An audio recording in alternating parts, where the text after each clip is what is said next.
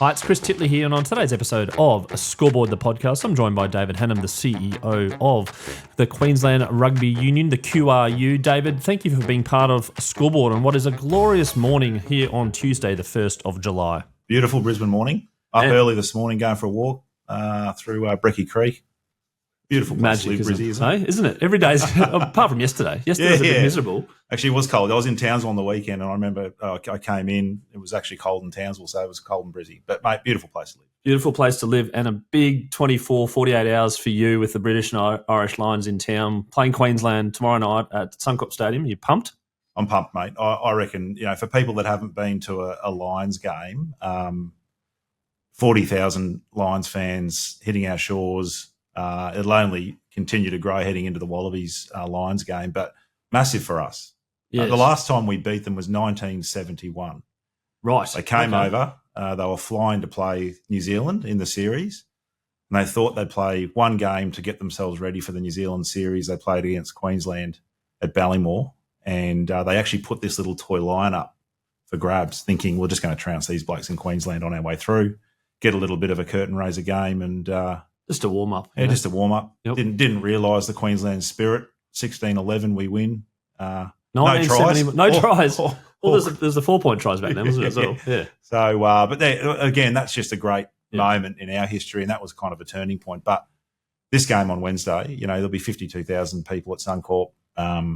It's bloody exciting, and the spirit of that Northern Hemisphere, singing songs, and just great. Yeah, I think you mentioned in a press conference yesterday, it was like schoolies for 50-yearolds. That's right. That's the best way to explain it. Schoolies week for 50-year-olds. It's their time away from work. They've come. Well, they're leaving their summer, but they're coming over here to a beautiful winter as well. And some other big news as well with Jock Campbell today as well. Yeah, no, Jock's re-signed, which is good. We've got pretty much that sort of rounds off our list now for next season. And Jock's a great player. He's been part of it. He wants to continue to play good football here, and we're really pleased. We've got a good list. Obviously, Les is around for another year, so that's been a real positive for us. And we're excited that Les gets the transition to become the Wallabies coach, and we've been part of that journey.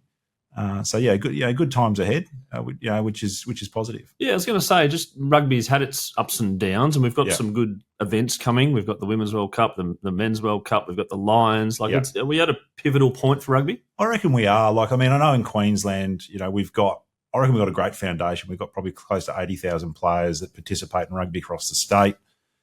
You've got a Lions series coming, 40,000 fans, as I mentioned, 52,000 at Suncorp. Got a Rugby World Cup in 2027 here in Australia, which, again, will be a massive event. It's the third biggest global sporting event in the world outside of the Soccer World Cup and the Olympics.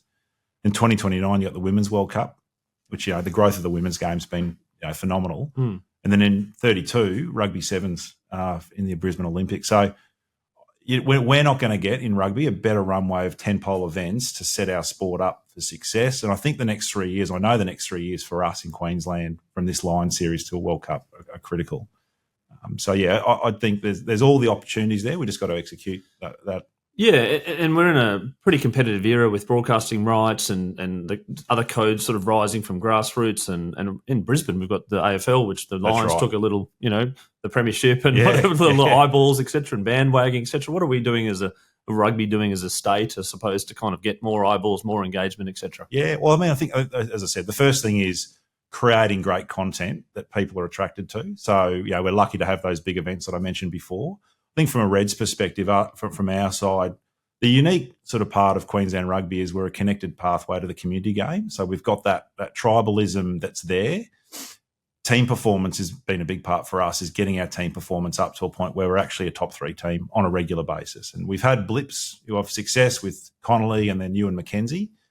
But we're building, I think we're building a really sustainable way to being a top 3 team. We had, the era of Brad Thorne, which was a really good cultural reset. Some controversial decisions probably back in 2018, 2019 when Brad came on. There was a few players that he felt that didn't fit the culture and standards and behaviours.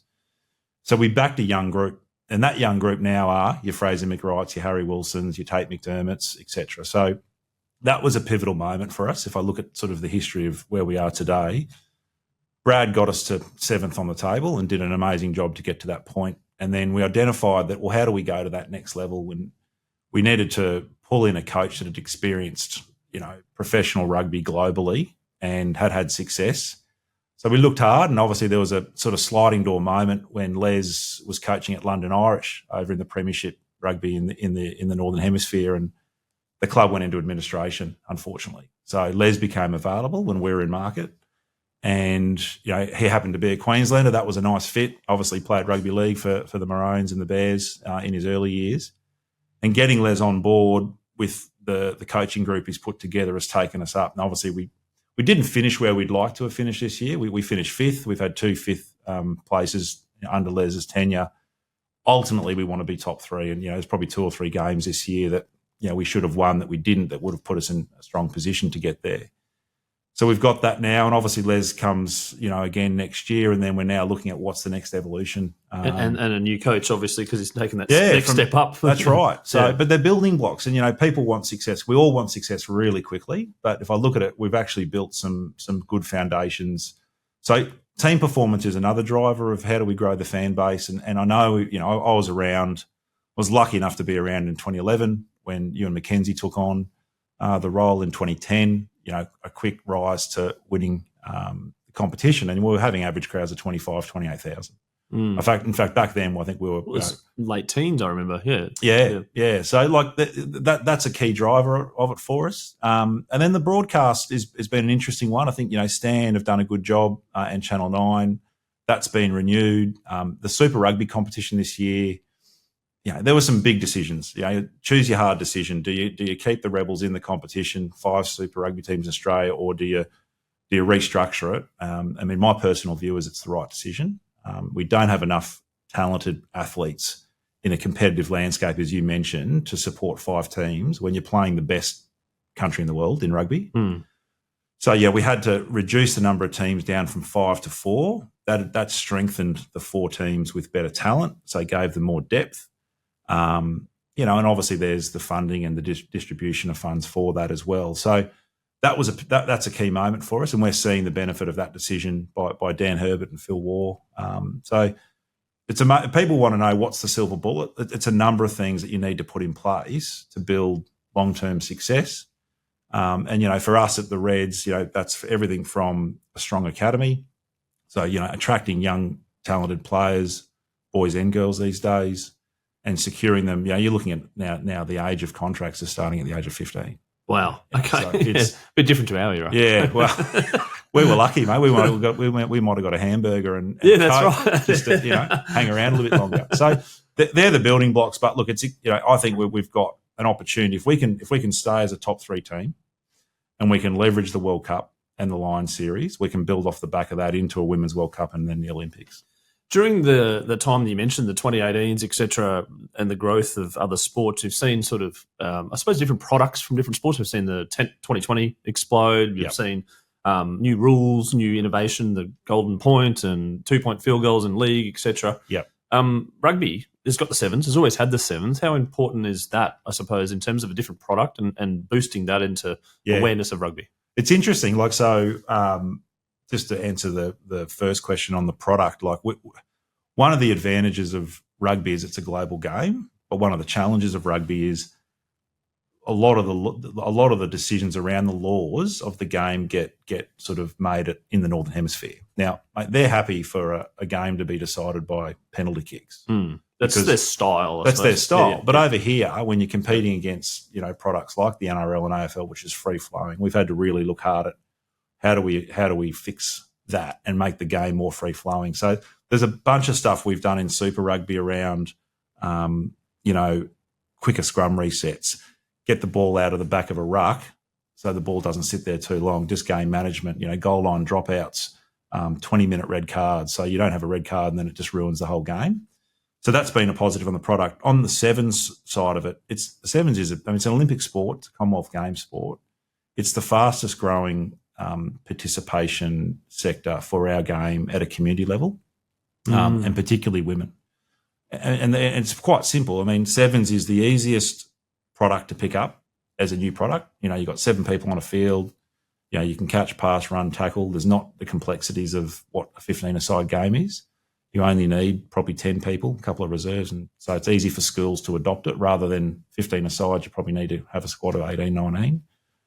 It's safer, just statistically with injuries and those bits. So, and it's global. And the women's players, they were probably not a known fact is after the Rio Olympics, when they won gold, that was the catalyst moment for them to become full-time contracted athletes. So I know NRL and AFL will talk about their players being full-time. Well, that, rugby was probably the first mover on that. And now women's sevens, you've got Charlotte Caslick, Maddie Levi. Yeah. They're getting paid as much as the on as well. Yeah. So, it's been it's a critical part, and, it's an offering that we can give at a community level that grows the game. But then there's, a pathway to the biggest global event in the world being the Olympics. And we are the Queensland Reds. We're Brisbane-based, centric, head office, etc. But how important is the rural and regional areas in Queensland to grow the game? Oh, it's massive. It's huge. I mean, I was up in Townsville on the weekend. We had our Queensland Country Championships there, and it was a really pleasing moment, to sort of look out. I was watching the under-18 girls, and, mate, 5 or 6 years ago, it didn't exist. Now there's pathways for young they girls. would say, oh, well, you're not going to play rugby because there's no teams. You can't play against anyone. Sorry, I'll do another sport. If you can't see it, how do you get involved in it? So there's great pathways there now, and I think that's critical. If you're going to be strong in Queensland in any sport, you're going to have to make the game more accessible. We launched yesterday with the government. We launched a program to get into more primary schools in regional areas. That's where we're going to allocate the investment. So, Gympie, Burdekin, Innisfail, some of these areas where kids might not have played rugby before at that level. So it's almost like it's the widening of the funnel that we said if we can give a kid, a boy or girl, access to the game, and sevens is the program we're going to run there, and their willingness and their, you've played rugby, I've played rugby, right? So my connection to rugby came through my father, who was from New Zealand, came over when he was in his 20s. I was obviously destined to play rugby. There was probably no choice. Yes. But, in the blood.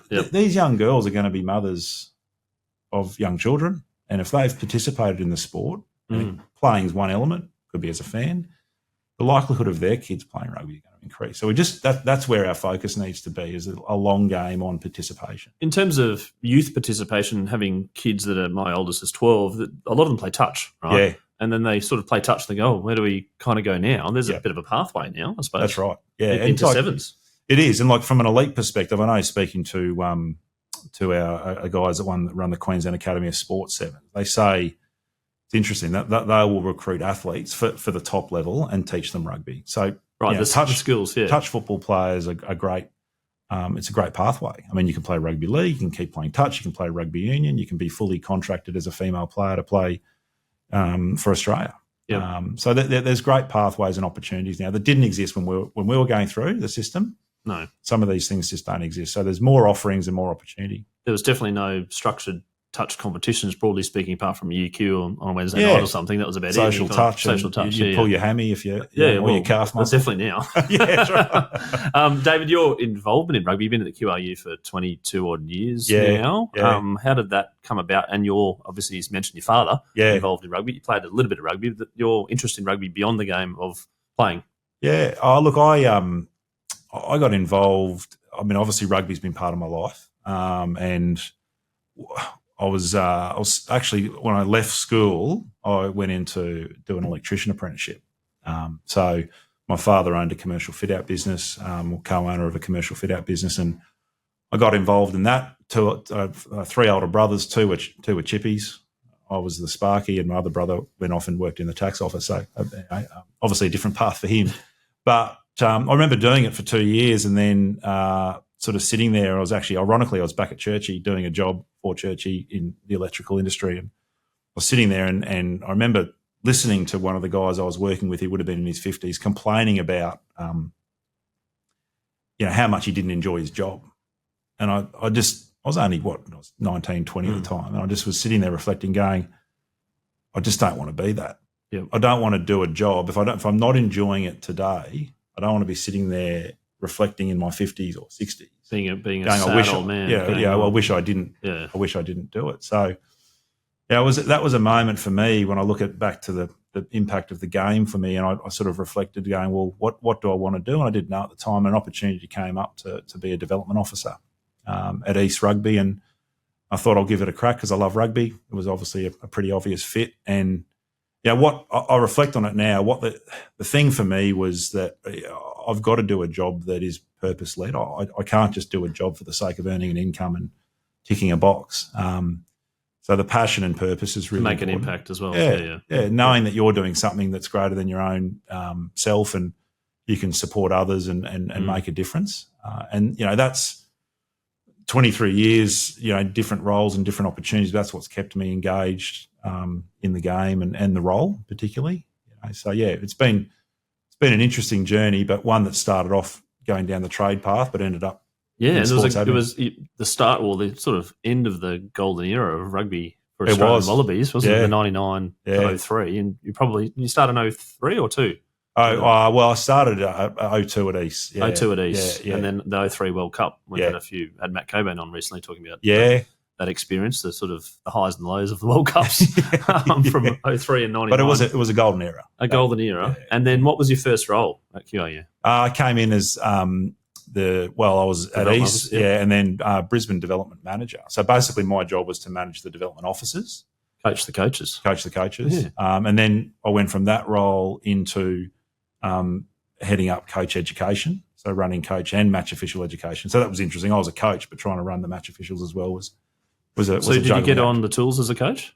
Yeah. I coached. I coached all the way through. I probably haven't coached since 2008. I coached, obviously, Premier grade down at East Rugby, which was great fun. I love coaching, and it was funny. Again, when I finished coaching, what I reflected on, I loved the highs and lows of a game day, the adrenaline of making a final and winning or losing, and what you learned out of your losses and your wins.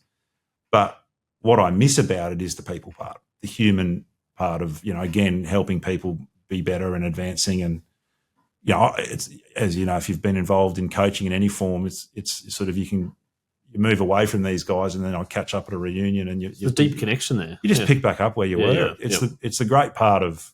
And reminisce on stories that didn't happen, but you exaggerate. Yeah, exactly. Remember that time you ran 40 metres? I think it was 45. Right. But those bonds, right, they're lifelong bonds, and I think that's the beauty of coaching in any form. It's helping people, improve and being part of that, and to allow that to happen. My best coaches, that trust equation, are they credible and reliable, and have you got a connection you can trust them to, support you and develop you, and so. Yeah, it was a really fun time. I do miss the coaching part. I've sort of applied it now more to the work side of it. But the on-field coaching was great fun. With just on the coaching and the volunteers and the referees, etc. Are you seeing any patterns, I suppose, in terms of shortages or supply and demand? Yeah, the coaching's actually quite strong. We'd love to see more female coaches, and again, and that's starting to come to fruition. Actually, a lot of the clubs now are making the decision to appoint female coaches for the female teams, and that's been a positive. But we'd love to see encourage more of that. I'd love to see more female participation at committee levels at clubs, and it's starting to develop. The match official part is actually quite interesting. It's getting the younger generation to participate in refereeing, and in certain parts of the state, it's been really strong. Which is really good to see. And what's I think also the other part is actually encouraging players that finish their playing career to get involved in refereeing. And I don't know if you remember, these guys are probably a bit younger than us, but they're now international referees. Nick Berry played for the Reds. Yep. He's now an international referee. Halfback? No. Halfback, yeah. There you go. Yeah. Dallin Murphy played for Brothers, a fullback, played 10, then international referee. Yep. So, it's great to see that there's a pathway into that side for people that are wanting to go to the next level. Yep. So. And as CEO of the Reds, how do you sort of view grassroots? Do you keep an eye on things? Do you keep an eye on the club system? How do you sort of from above? Yeah, it's an interesting part of my role. So QRU own the Reds and are responsible to grow the game. So you're always looking at both. How do we get the Reds? How do we get the team to perform on the field at Suncorp Stadium? We've got a network of development officers that are all across the state of Queensland, so their role is to work with the clubs and schools to grow the game. We're constantly looking at, to what you raised before around sevens, what are the different programs or products that we can put out into the market to stimulate and encourage growth? How do we work with our clubs to make sure that they become more resilient businesses? with 140 clubs, there are effectively 140 businesses. Yep. The P&L, Yeah. So, and the more successful our clubs are, the better the game goes. So, yeah. And David, so 22 years, you've seen the ups and downs of rugby. You've been CEO for 6 years. Yeah, 6 years since the back end of 18, 19. Yeah. 6 years now. The success of a club, you mentioned on-field performance is one thing. Behind the scenes, what else needs to make a good club and a legacy for you to say, I've left it at year X and it's in a good spot? That's a good point. Obviously, for us, a little bit of context. So obviously the financial piece for us is really critical. So, 6 years ago, 7 years ago, we had a fairly significant debt profile. So we had to really focus on strategies leading into COVID, actually, ironically, to consolidate and reshape the business, and looking at, well, how do we create a point of difference in our model as we move into this sort of golden runway. So once we got rid of all that debt through just some cost saving measures and some on-field performance, we looked hard at our commercial framework. So our sponsorship. One of the unique selling points of our sponsorship for QRU is that when you invest in, you look at the sponsors like Santos, Rio, we've got BMS, Alliance Airlines currently, as just to name a few. How do you involve them in both parts of the business? So the Reds, but also the community game. And there's a lot of corporates, as you know, looking for their ability to connect with community, but also tell their story through the brand or the retail brand. So that's been a really key part, the relationship side of it and how we engage and retain those partners and grow their investment over time and grow their value and return. The other part was also looking at one of rugby's, I guess, uniquenesses is there is a wealth within the game that love the game. So people that have got the capacity to give. So we established 4 years ago a foundation, so a philanthropic part of our business. And we're now able to generate $1 million of donations that are effectively going towards both the Reds Academy and community game, and also supporting Ballymore. So that's been, from a commercial perspective, they're probably two things that really stand out outside of more ticket sales, more hospitality, all that sort of stuff. Yeah. The other part for us is Ballymore. So that's the other part of our business. And Ballymore has been around for over 50 years, but one of its issues was an asset with great memories and a lot of nostalgia, that people often talk about the experience of Ballymore, which is a great sort of selling point. But the challenge of the asset, it was losing $1.5 million a year. Oh, wow. Yeah. Okay. Yeah. And so, if you looked at the financial performance of the QRU, the Reds had to make a final every year to offset the operating loss of Ballymore. So that it was set up for failure. Yep. So that was probably, from my perspective, one of the key focus. If we can turn the financial fortunes of Ballymore around and it becomes a profitable asset that supports our core business, which is to grow the game and to get the Reds to perform, then we're going to be more resilient and we're going to be able to make those investments. And I think it's pretty simple. The sporting organisations with a balance sheet that's strong enough to invest and be resilient are the ones that will ultimately rise to the top over time. Yeah. And so that was really just the commercialisation. We got funding to build the new high performance centre at Ballymore called the BMS National Rugby Training Centre. Our old offices were able to tenant those commercially. And now we've got this wonderful master plan where we can develop over 4,000 square metres of either health education. So, anything from, radiology, sports physicians, a medical precinct. It's a hub. Yeah. It's a hub. Yeah. So Ballymore's future is really about high performance. It's about, health and wellbeing and a commercial engine that supports the sustained success of Reds in the community game. And what sort of what other sports do you think would be a good fit for Ballymore, or home or use case for Ballymore? Yeah, well, look, our strategy, obviously, Reds are at Suncorp. People will often ask me, are the Reds going to come back to Ballymore? I was like, well, in reality, owning stadium is a very expensive exercise, the reason government own them. Reviewing sort of what we need from a sports perspective is that we feel like a smaller venue of around 8,000 to 9,000 in the core of the stadium would be the capacity level we think Ballymore supports, which then opens it up for women's sport. Going and hiring Suncorp, if you're getting 6,000 people, is not the right venue to be hosting those games. Yeah, it's a loss-making exercise. Correct. You're going to lose money, and the fan experience is going to be pretty rubbish. True.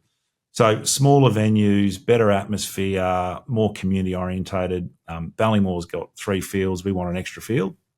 So you could have anything at Ballymore from a touch football championship, right through to the Wallaroos playing, against another international team. Or soccer or football. Or football. Yeah, exactly. Yep. Whatever it may be. Yeah. We've had, we actually had NFL flag football there. Yeah. They're national champs there. So our view is it's multi-sport and multi-purpose. But it needs, we need to turn the financial tide around. So we've got it back to being a break-even venue in the next sort of 5 years as part of this sort of, ignite phase for rugby with the World Cups is to turn it into a profitable asset. Just going to touch on the sponsorship side of things. Some sponsors come and go, but there's the ones you want a long-term. What are you offering, or how are you getting them to sign longer-term deals so it's not a chop and change every year? Yeah. You're back on the road again, knocking on doors. Yeah, I think it's what I said before. It's identifying, firstly, what the partner is looking to achieve. I often see, working in the sports industry now for 22, 23 years, the issue with a lot of sports is they come in with the transactional attitude of, well, I'm going to put your logo on the jersey and you're going to get this many people view you. And that's okay when you've got scale. We don't have as big a scale as the NRL and AFL do in Queensland. So we've got to look at other ways to generate that return on investment. That could be business-to-business opportunities where we can sit down with them and identify, well, what clients are you trying to meet that fit our audience, and then work with them on strategy. Data, some overlay. Yeah, data overlay, but also sales. VIP experiences. Yep. How do we build relationships? I mean, I'm amazed the people that we can go and meet with that are industry leaders and business CEOs of major corporations that we have the ability to talk to and connect with, and organisations would love that opportunity to come in and elevate their discussion with those people. So that's we can enable that. And I think that's definitely a core part of it, the business to business side. Outside of that, I'd say that the ability to invest in both the professional arm and the community side of the game. And so, if you're I look at a partner like Santos. Santos's major objective with us is to work in 2 communities. One is Roma and Narrabri in New South Wales. And each year we run a festival of rugby, which is this amazing event which they invest into. The Reds and Waratahs play a pre-season game. The Sevens go there and play. So the national Sevens team play their carnival. And it just becomes a big corporate event, but ultimately gives them a chance to engage with their clients. But using rugby as the vehicle to create an event that enables them to build relationships and opportunities. So and the activation of that actual sponsorship, as opposed to just like here's a check, see it. Good luck. Give us the metrics. Yeah, and they're going to Roma. It's an area for us to Narrabri promote. Would be interesting if Chris Latham turned up, which jersey he'd wear. Yeah, well, he'd have to wear red. Maroon. That's it. I heard the other day he did play.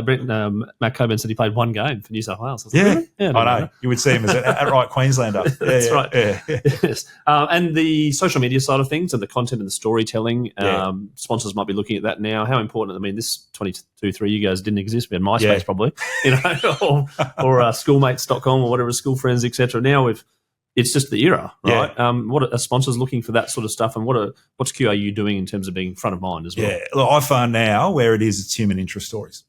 Just doing highlights of how many tries you scored and all that. Yep, that's for a tribal audience. Yeah, we love to see the highlight reel, but from a partner and engagement and growing fan base, they want to know who the person is behind the jersey. They want to know what their likes and dislikes are.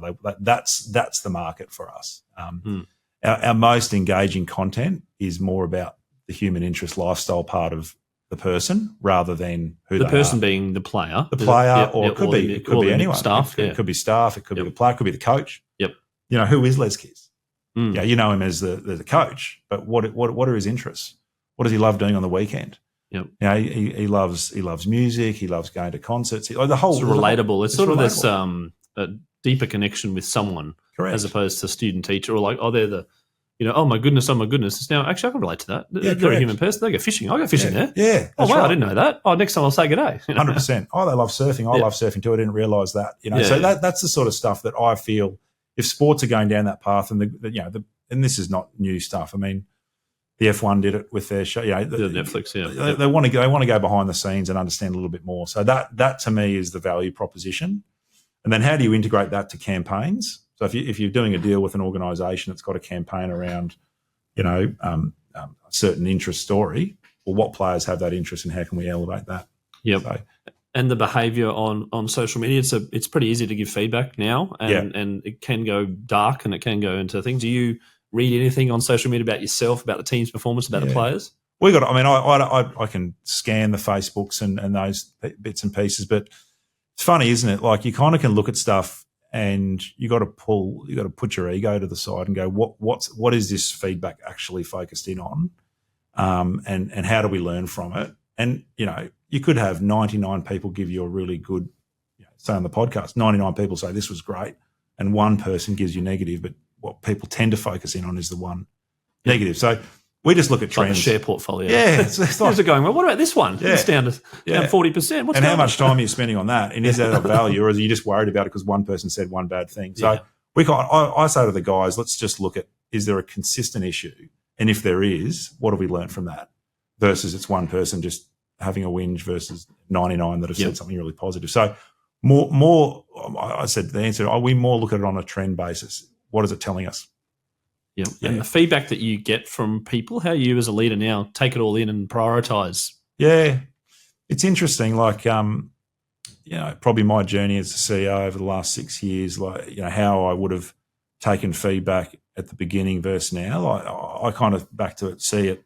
It's all relevant information for growth, and you're either going to have a growth mindset that this is actually going to inform a positive impact to the next phase of the business or not, where, if your ego's at the front of it, you tend to brush it off and hit it back and no, you're not right. I'm right. Yeah, correct. Like just take it in, take a breath, listen, and observe, and then identify what can we do with that personally or collectively as a business. And that comes from getting things wrong and copping a black eye and going, well, actually, you know what, your ego got in the front of that. So pull back, think about it, and then let's reassess it. I mean, the one thing I've learned, probably my biggest learning in the last sort of 2 or 3 years is a strength-based leadership approach rather than, just looking at everyone and focusing on what can I improve in Chris? What are Chris's strengths? And there's formulas and research you can do to identify that and give more structure to it. But if you start a conversation with someone on these are all the great strengths you have, and I want to elevate and focus in on that. And as a team, we've all got different strengths. So how do we now elevate and work with our strengths as a team? It's a very different conversation you're starting with, rather than, hey, Chris, look, I've listened to everything you've done, but these are 4 things that you need to do better. So, I've found that if you shift in mindset about the strength versus the pinpoint.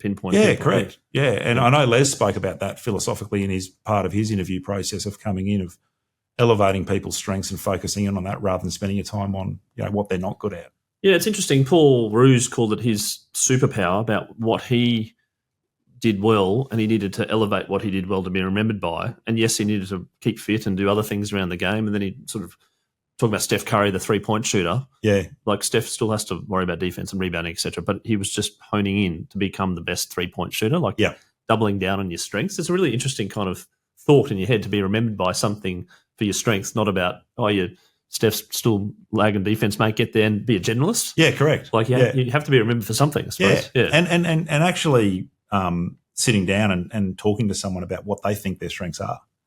Even just reflecting what are your strengths, and we did this Gallup Strength Finder exercise, which is a bunch of questions that spits out, here's your top 34 strengths, but these are the top 4 to focus in on. And it was interesting with our executive team. We did it across the 5 of us. And one thing that was consistent across all of us was this strength called relator. And a relator is effectively, in simple terms, people that build strong connections on a one-on-one basis. And, we identified that if we maintain that connection between us, and it's not just the CEO dealing with my individual exec across each other. You're not up and down, also sideways. Side to side. We would continue to elevate and keep connected as a team. And with each strength, they've got what they call a balcony, which is when you're operating at your best. So that would be you and me. If I'm connecting with you one-on-one, I'm a relator. I need to build that bond, and then that will maintain. But the basement, when you're not operating as your best, is you can form cliques. So you don't extend outside of your little network of people and start to build other relationships. So it's quite interesting that a strength can have a really positive impact, but equally the same strength can have a negative impact. And it's the self-awareness. You talked about leadership before. It's the self-awareness to know when you are actually operating well, but also the self-awareness to know when you might be falling back into some old traps. Yeah, the balcony in the basement. I haven't heard that before. Yeah.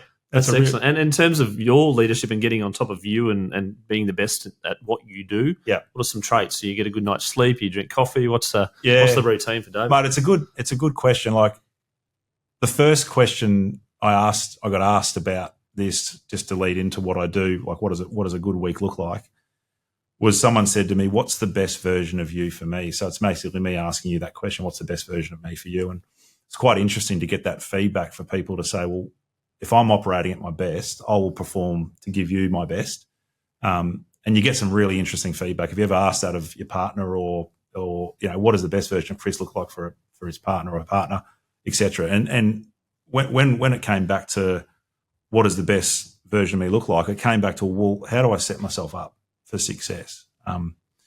What are your goals? Where do you want to get to? But looking at your personal growth, not just about my career, that's just one pillar of me. What about me as a father? What about me with my mother? My dad passed this year. So what are the things that are important for me with mum moving forward?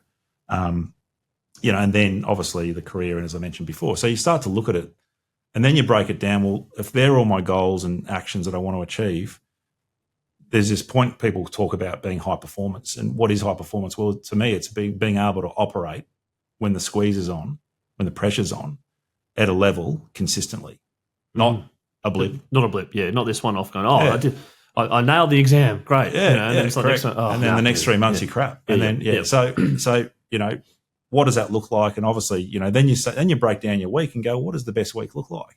The physical side of it, the emotional side of it. For some people, it might be the spiritual side of it. So you start to frame your week up, and it's the little habits. I always find it's the little things done often that sort out the big things. Yep. You have your eye on the big things. I want to achieve this, this, and this. These are my goals.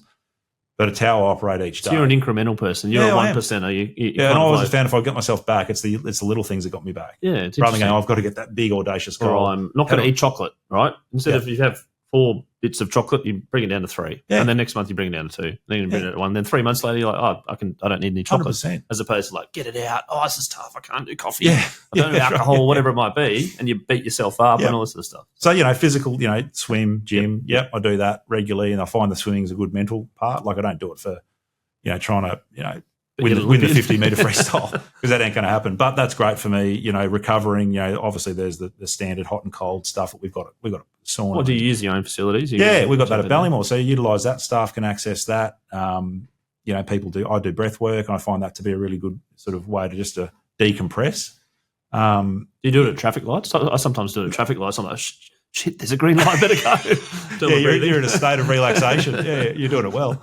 So I mean, all those things are sort of like resources that you've got access to, and I probably look back and think I wish I had that insight of all of that when I'd started the CEO job. Too often people get shoved into leadership positions.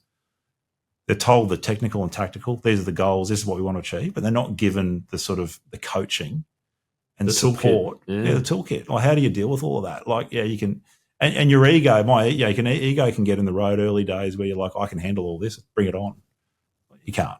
Do you look at other people within the group and go, not want to be like them, but some of the habits? I mean, for instance, you've got Brett Clark as chairman. Do you look at people like successful people in different aspects of life and go, I want to cherry pick a little bit of that? Yeah, absolutely. I mean, that's sort of for me. You take the good and bad out of anyone, don't you? Like, sometimes things you see in leaders that you don't admire that you learn from as well as the things you do. Brett's an amazing chair. What he's achieved, him and Maria have achieved in their personal life with the growth of the business, Chemist Warehouse, and where they're at now. But Brett's obviously very philanthropic and loves to give and support. He's had some personal challenges with one of his daughter's early days. Olivia. So how they've dealt with that adversity and people see. It's often they see the result at the end where there's success, but the challenges and the hard decisions is really important. I saw a really interesting thing the other day about choose your hard. I thought it was a good analogy. It was like you can choose being healthy is hard, being ill is hard. Choose your hard, and it's a great way of. It's not easy being healthy. You got to get up. You got to exercise. You got to have good routine. You got to recover well. Nutrition, all that sort of stuff. And it's hard to also be there being ill. But you just, which one are you going to choose? I sort of admire the different leaders over time, and not just within QRU, people that I've been supported or mentored by. Business leaders, CEOs of Santos's, etc. You have access to these people as well. It's a wonderful job when you get to talk to all these people that have been successful in different ways, business, entrepreneurs, people that have just are really community-led and purpose-driven. You take as much as you can, but you've got to ultimately come back to what's your purpose, what's your plan. I'm going to stick on you for a second. Have this section called the Scoreboard moment, which is a moment in your life which is very vivid and very clear. And from that moment, you're like, I remember that so clearly, but my life changed after that. Well, I've probably already said it. I remember, I'll go back one step. So the Churchy moment being the electrician when I was working at Churchy. Yep. So before that, I was working at East as a development officer. So after that, I was working at East as a development officer. I remember I was a bit lazy, I would say. And did you get a car, by the way? You like driving around in the mate, I didn't. Car? I didn't get a car. I had what was my Daihatsu or Porsche. That person's very important. But I was going to get a Ford Laser from my brother. I have 3 older brothers. By the time it got to me, mate, I'm surprised it had 4 wheels still on it. So anyway, I got this used anyway. But yeah, back to the job. I remember I was just being lazy, and I got the GM at the time came in and just said, "Mate, you don't pull your socks up, you're going to lose your job." And it was the very kick in the butt that I needed, and I never looked back from that day. But it was it's probably the best lesson learned is that if you don't put the effort in and you don't show commitment to the cause and you don't drive the success of the business, then you're not going to be part of the future. And it was that was a turning moment. Very vivid, me. And you're like, that advice is gold. Do you remember who said it? It was a guy called Adrian Thompson who's now working as the GM of Netball Queensland for high performance, and he worked in Rugby Australia. So it was just a big shout out to him. Yeah, well, thanks, Tomo. That's it. Now, 2 other things. Your favourite all-time sporting moment is a tough one, I reckon. There's plenty in rugby. Or it might not be rugby, right? No, well, there's probably 2, one personal and one that from a career perspective. The 2011 Super Rugby Grand Final, semi-final and final double. Semi-final and final. I mean, that year was just. Yep. I look back at the skill, like Quade doing a kick in the dead ball zone to Digby Ioane on the other side and ran a full field score. It wasn't the goose step that Quade did, but it was something similar in terms of his little stutter. You just have your mouth open. Look, some of the things he could do. That moment, that crowd, 52,000 roaring at Suncorp, chanting "We Are Red." Yeah. Crusaders, when we had the floods, Crusaders had the earthquakes.